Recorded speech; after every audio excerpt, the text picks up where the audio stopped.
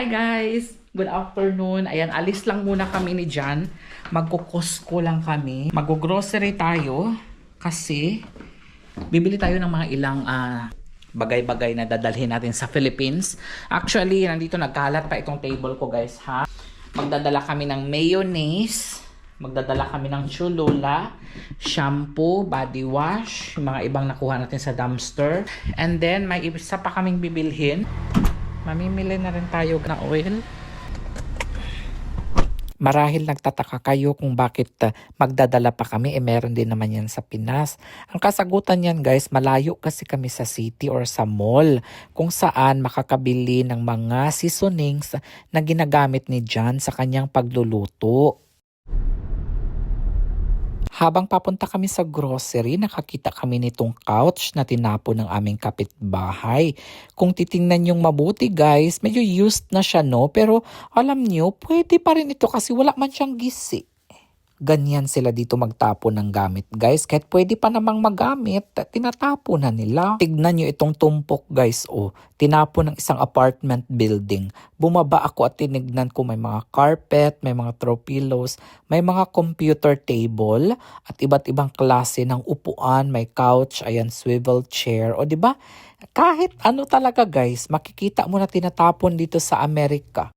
Hi guys! Good afternoon, kakabalik lang namin galing sa grocery. Nag-Costco kami ni Jan.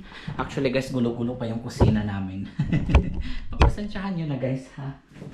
Bumili na kami ng clams kasi tomorrow, mayroon kaming party na pupuntahan. Lagay na natin yung mga napamili natin dito. Ayan, nagluto kasi si Jan kanina ng pizza. Nilagyan niya ng pesto, ayan, mushroom and cheese. So tonight, it's going to be special because magluluto kami ng pansit, guys. Hala, gulo-gulo pa talaga, guys. Nag-crave kasi ako ng pansit. Actually, kumain ako ng pansit bihon doon sa cruise. Kaso hindi man ganun ka, hindi man siya ganun. Masarap siya kung masarap, pero may kulang siya ng kulang siya, guys, ng mga recados. Oo. So, medyo hindi ko siya masyadong bet.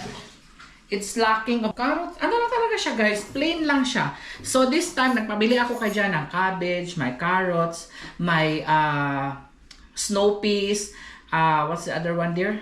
Bell pepper. Bell pepper. Anuhin ko muna itong ating pagtarano kasi ang daming mga nanikit na mga cheese.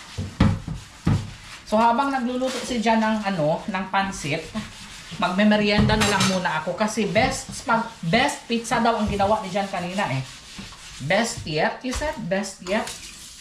The pizza? Yeah. Kasi gumawa siya ng pesto. Pesto sauce. Naalala niyo kahapon na nag-harvest si Jan ng basil. So, gumawa siya ng pesto. Ayan. Meron na tayong chicken stock na gagamitin ni Jan sa pagluluto ng pansit. So, ito na yung mga ingredients natin, guys. We have here, tanggalan lang natin itong outer layer. I think we will remove the outer layer. Ayan. Snow peas. And then, mayroon tayong, ayan, carrots. Story time, itong ating peeler, nakuha natin to sa pamamasura natin guys. Marami talaga kaming nakukuha sa pamamasura na talagang useful talaga. As in, sobrang dami naming mga nakuha guys sa pamamasura dati na talagang useful talaga sa kusina namin. 10 little strips. Okay. May mga standard kasi yan si Jan eh. Ako kasi talaga guys, basta makahiwa lang talaga ako, okay na ako. Ayan, so si Jan na ang magkakat sa mandalin guys kasi baka makat yung kamay natin. Ayan, tapos maganda pag sa mandalin pala siya. Sometimes they just have to be broken apart. Gusto kasi ni Jan talaga guys, natatanggal talaga dito Yan ganyan. Kasi ayaw natin yan because it's very hard. Ayan Hey guys, let's cook pansit!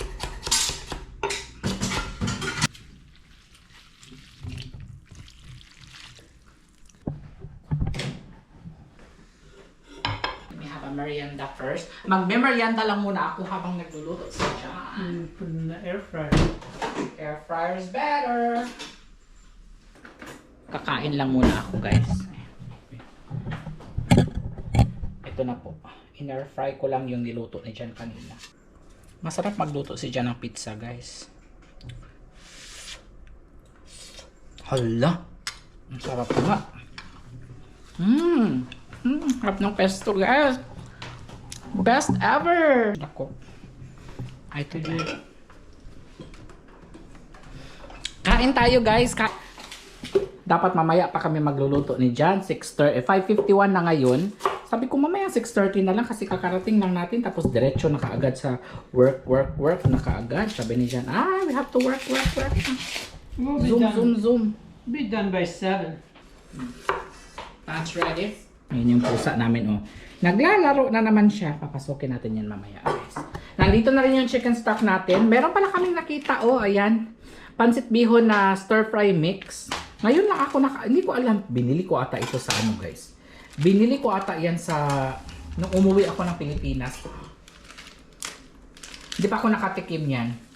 Yeah, looks like a lot.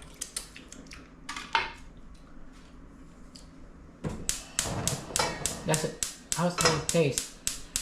Tastes good. Okay. Nilagay ni Jan lahat. Bahala na, guys. Nilagay man ni Jan lahat. Hindi ko man siya napigilan. Always getting questioned. Kaya ayaw yan ni Jan, guys. Kapag nagluluto siya, nandito ako sa kusina. Kasi ang dami kong tanong. Dili siya gusto nga magsurang-surang ko sa iya haba. Kasi nalilito siya. Recipe naman daw niya ito. Kaya pabayaan ko na lang daw siya. Wag na daw ako magsamok-samok sa kanya. It's very hard. You let it soak. It's easy to get the knots out.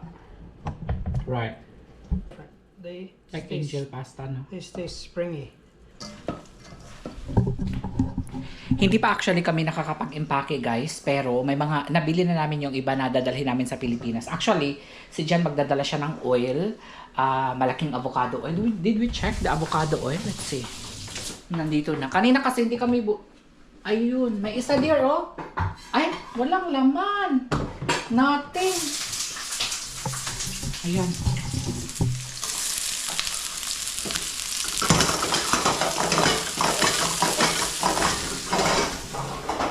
Ayan, so, kasi magdadala kami dito ng mga mayonnaise, mga seasonings na gusto ni Jan na ginagamit niya sa pagluluto. Kasi ayaw ni Jan na, kasi yung specialty store sa amin, nasa SM, malayo. 3 hours kasi yung SM from our house. Kaya, sabi ni Jan, masyadong magastos kapag palagi kami pumupunta sa Davao. Ngayon, magdadala na lang kami. Right, dear? Whatever you say, dear.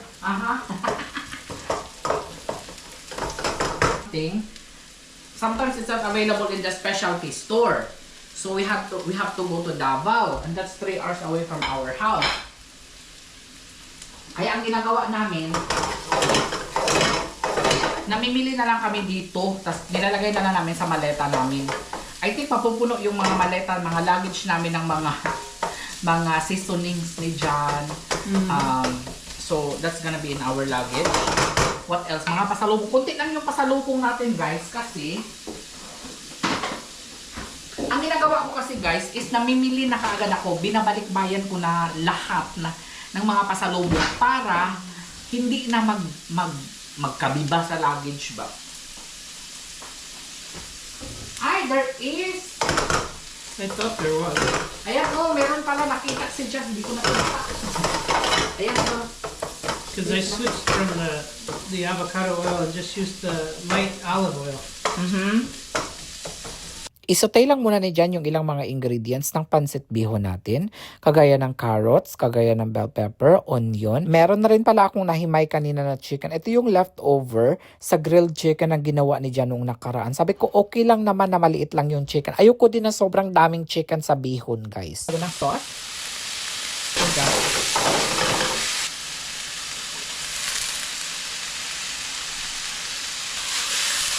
Very colorful. Hala, ayan na, guys. Got that dear. Oh my God, I can't wait. Hala, mukhang Look how masarap. much Look how much for only The 2, whole no? pack, and we're gonna be in trouble. We can share it to our neighbor na lang. We can bring it tomorrow to the party. Pupunta kasi kami ng party bukas, guys. Okay. Sarap! Party midnight. Ang pusa namin, naglalaro na sila doon sa labas. Oh. Friendship na sila, guys. Ayan, friendship na yung mga pusa namin. Dalawa na yung pusa namin, guys. Dalawa na yung alaga namin. Tiniting, hindi pa kasi siya maamo eh.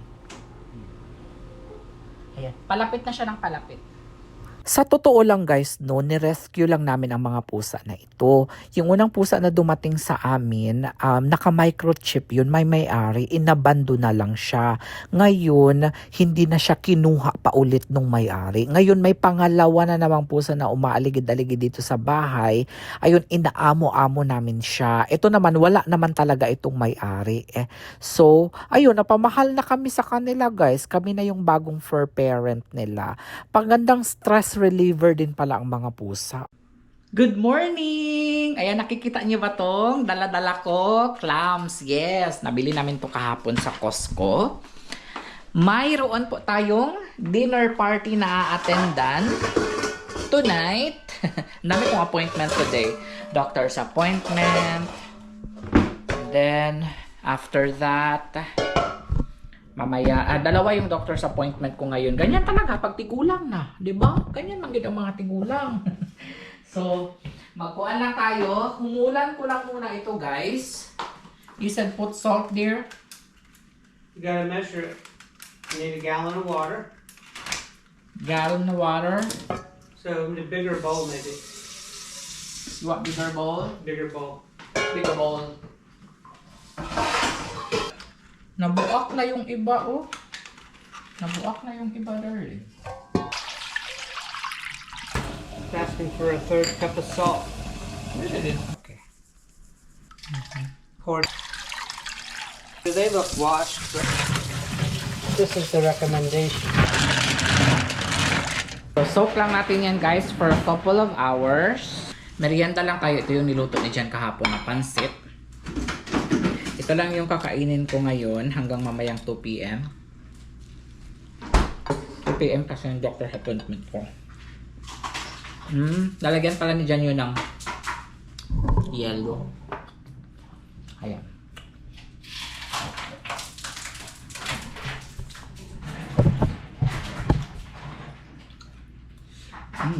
Ang sarap lang bihon ni Jan. Ito palang sourdough, guys, ay gawa ito ng kaibigang Pinay namin dito. Wow! Hi!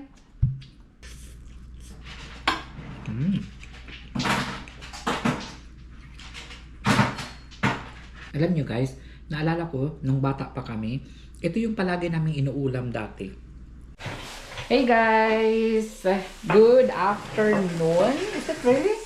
Or good morning pa. Nakalimutan pala namin ilagay ito sa ref. Itong ating clam. Okay. So, kakabalik lang namin. Nakapag-shopping ako, guys. Nang wala sa oras. So, after namin sa doctor's appointment ko, malapit lang kasi ang mall doon.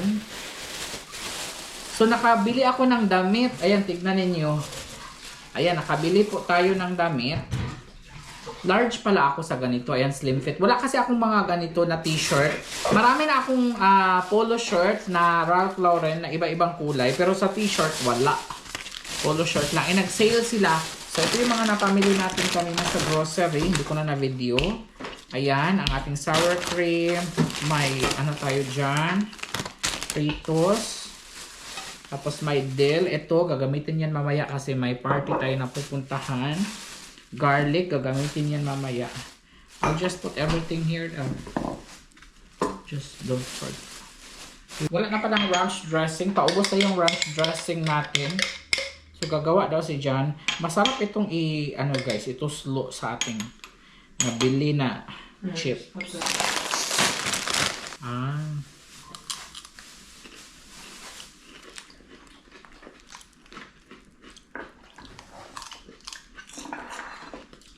homemade ranch dressing. Come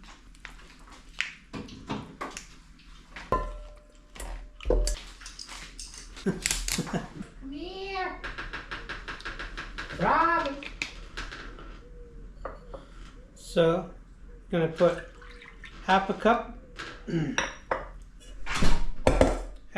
of milk. I'm using half and half because that's what I have. You can use whatever you like. I'm just going to make I'm making buttermilk. Essentially.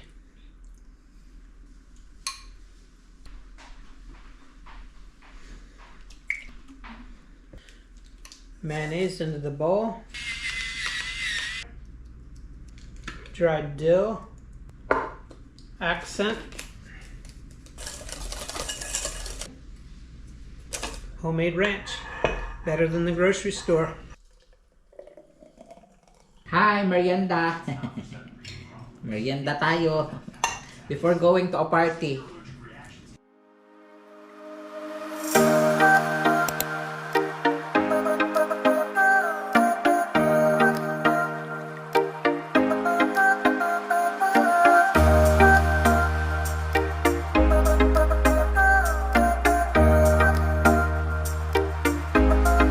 Hi everyone! Ayan, paalis na kami. Andito yung mga dala namin. Ayan, lagay lang natin dyan. Alis na tayo. Dinner with friends lang tayo, guys. Minsan lang ito mangyayari. Hindi naman kami palagi nagdi-dinner with friends eh. Minsan, pero si Jan pa rin ang magluluto. Dinner with friends, but still Jan is gonna cook. Lucky John. Lucky Jan. Everywhere we go, Jan is cooking. Work, home, and friends. Work from home, work from friends, work from work, work everywhere. Work from the Philippines. It's a lot of work north of here. Do I need the middle for this? Guys, we're here at Julia's house. Julia's in the house. Have a clam. Uh-huh. When was the last time you had clams? You said to... Oh my gosh, it's been so long and it's one of my favorites. I'm very Yay! excited. Yes, yes.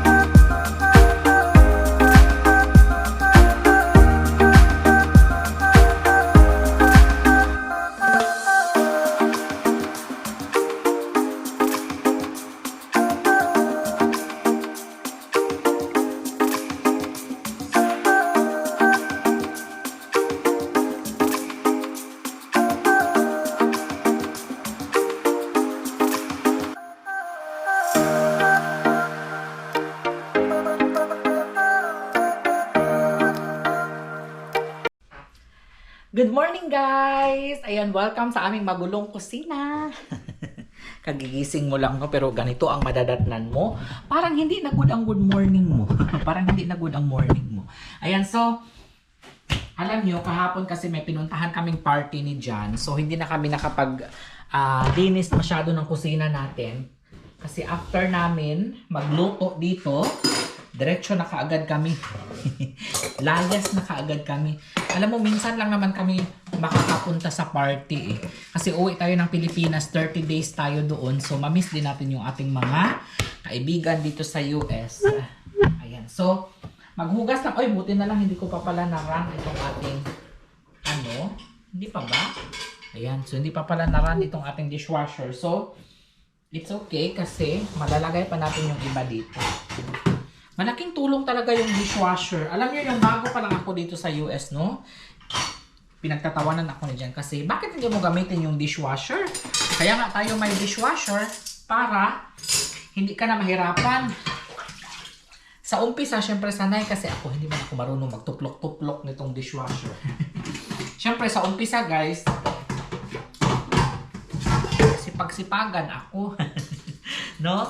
Na hindi daw ko nung maglagay sa dishwasher. Pero after a year, ngayon kasi 3 years na ako dito sa US guys, nagbabago pala talaga ang lahat. Kapag matagal ka na dito, sanay na sanay ka na. Alam na alam mo na kung paano i-manipulate itong mga gamit. So, dishwasher na lang. Mga trapo namin, like, halos everyday kami naglalaban ng trapo. Ayaw ko kasi ng medyo lama na siya. Kailangan lamhan na talaga siya. Alam nyo, marami kaming mga gamit dito sa bahay guys. Gaya ng ibang mga kutsilyo at ibang mga gunting. Nakukuha lang namin yan sa pamamasura. Kaya maganda talaga mamasura dito sa Amerika guys. No, marami ka talagang makukuhang mapapakinabangan mo pa. Hindi ako nahihiya na pinagsasabihan ako na bakit pumunta ka sa Amerika para mamasura lang. Hindi talaga ako nahihiya guys. Kasi marami ang nagsasabi sa akin na ganyan, pumunta ka lang sa Amerika para mamasura. Nakakahiya naman kayo. Bakit naman nakakahiya ang pamamasura? Marangal naman yan. Hindi ka naman nanguha ng gamit ng iba. Diba? Tinapon na nga yan. Basura na nga yan. Diba? Yung iba kasi ang dali lang nilang magsalita ng masasakit sa kanilang kapwa. Hindi nila iniisip kung may masasaktan ba na tao.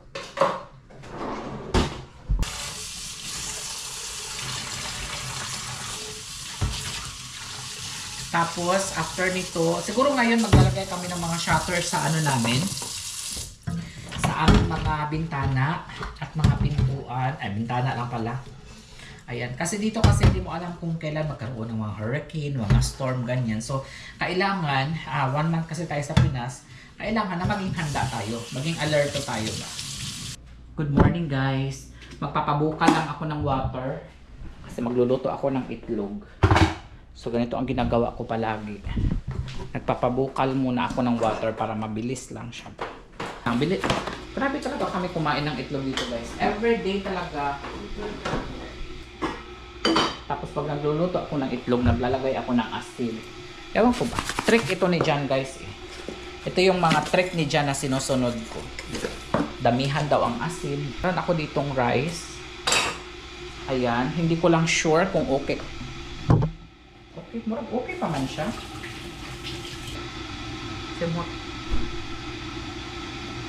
Hindi tama.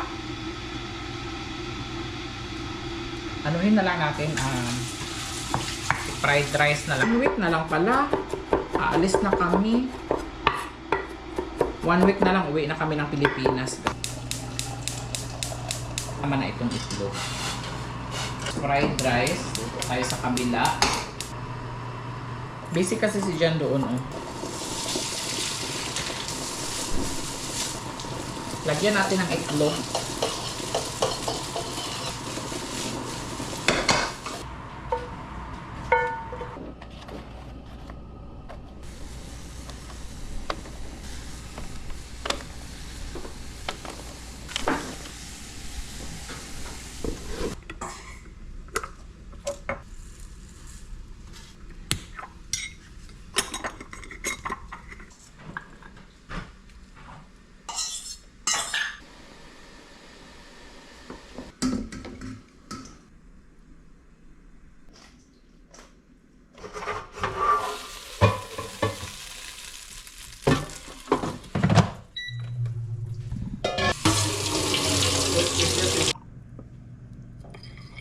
I'm gonna sous vide a steak. What is that, sous vide?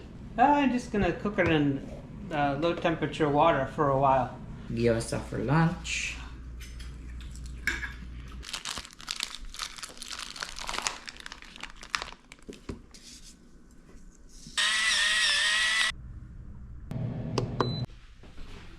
Hi guys, good afternoon. Currently it's 5:56 p.m.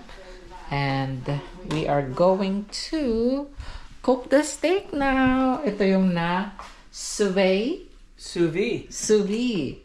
Diyan. Oh, it looks, ano na dear, brown. Okay. Wow. Hi, kitty lovely. Oh, look at that. Hey guys, ito na nga. Ito na yung leftover namin sa clam noodles na niluto ni Jen kahapon sa friend niya. Marami pang natira. Gumawa siya nung nakaraan ng pesto. Ayun, kasi marami tayong basil sa garden natin. So, ito yung dinner ko ngayon.